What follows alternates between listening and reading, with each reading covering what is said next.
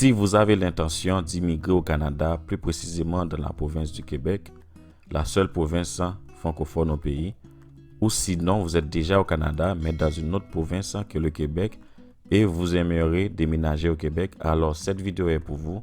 Écoutez attentivement ce que je vais vous dire. Saviez-vous que le Québec est la deuxième province la plus peuplée au Canada, après l'Ontario, avec une population de plus de 8,7 millions d'habitants. Les trois plus grandes régions métropolitaines du Québec sont Montréal, Québec et Sherbrooke. Le Québec est une province unique par rapport aux autres provinces et territoires du Canada car c'est la seule région à majorité française du Canada. Le Québec est donc la seule province à prédominance francophone. S'installer au Québec peut être une excellente option pour les immigrants venant des pays francophones, ainsi que pour ceux qui cherchent à parler couramment le français. Alors, avant de vous déménager dans la province du Québec, il y a des réalités que vous devez savoir sur la crise de logement présentement. Tout s'explique avec la pandémie qui a vraiment affecté le domaine de la construction dans la province du Québec, surtout dans la région métropolitaine de Montréal.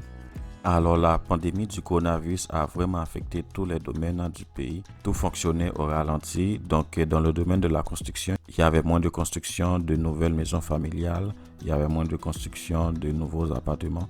Ce qui a pour conséquence aujourd'hui la pénurie de logements et le hausse des prix de logements excessifs ces dernières années. Selon le classement national des loyers mis à jour en août 2023, le loyer moyen d'un appartement d'une chambre à Montréal est de 1 752 $ canadiens. Cela se compare à 1 234 $ canadiens pour une chambre à coucher à la ville de Québec. Le loyer d'un appartement d'une chambre au Québec est inférieur à la moyenne nationale de 1 860 $.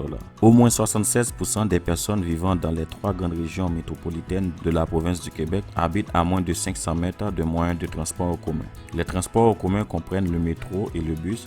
Montréal possède la Société de transport de Montréal STM qui est un réseau de bus et de métro qui traverse la ville. Sherbrooke et Québec ont leur système de transport et autobus aussi.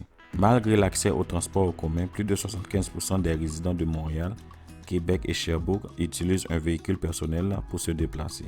Donc louer ou acheter une voiture lors de son déménagement dans la province du Québec peut être une bonne option. De plus, pendant les 6 premiers mois en tant que nouveau résident au Québec, vous pouvez conduire un véhicule automobile en utilisant le permis de conduire que vous avez obtenu dans votre pays d'origine.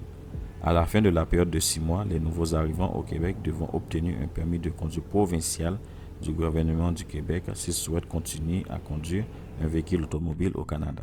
C'est quoi les opportunités d'emploi au Québec? Les plus grandes industries du Québec en termes d'emploi comprennent les métiers, les soins de santé et l'assistance sociale et la fabrication.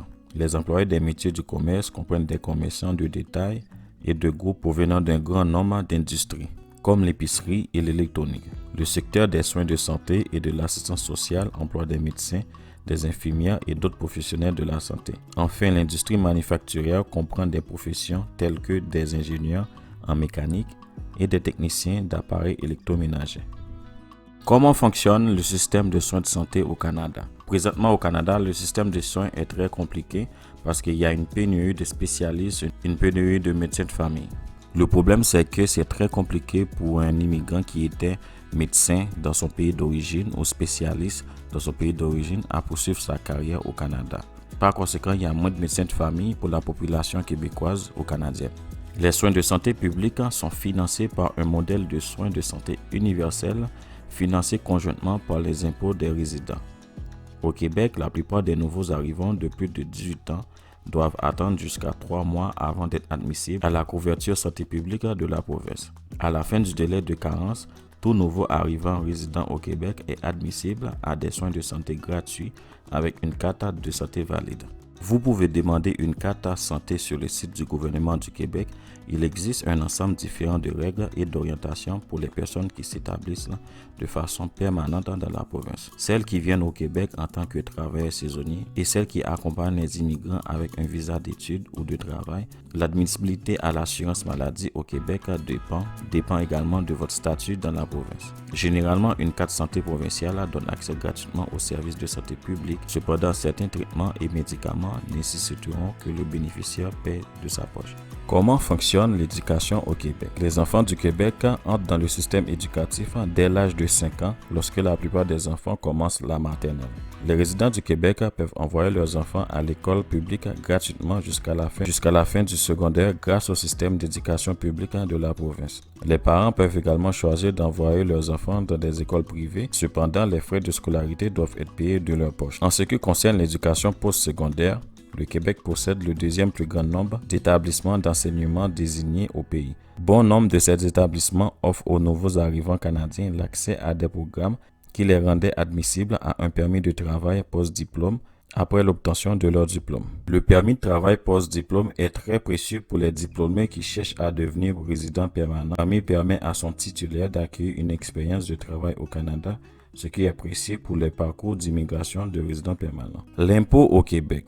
Le Québec est la seule province où tu dois payer 2 taxes. Le gouvernement provincial impose une taxe de vente de 14,975%, qui combine à une taxe standard sur les produits et services de 5% et une taxe de vente québécoise de 9,975%. Les résidents du Québec sont imposés sur leurs revenus qui, comme dans le reste du pays, est variable et dépend du montant que vous gagnez chaque année. En résumé, plus que vous gagnez de l'argent, plus que tu vas payer de l'impôt provincial et de l'impôt fédéral, comparément aux autres provinces qui paient juste l'impôt fédéral. C'est quoi les services que le gouvernement du Québec offre aux nouveaux arrivants? Enfin, le Québec dispose de nombreuses ressources qui peuvent aider les nouveaux arrivants dans la province à s'installer dans leur nouveau logement. Certains services comprennent Accompagnement Québec, un service gratuit qui aide les immigrants dans des tâches allant de l'installation à l'apprentissage du français. Ressources en ligne du gouvernement du Québec permet aux nouveaux arrivants de rechercher un fournisseur de services local selon leurs besoins. Aide Inc., un fournisseur de services francophone offrant des services d'établissement aux nouveaux arrivants à Sherbrooke.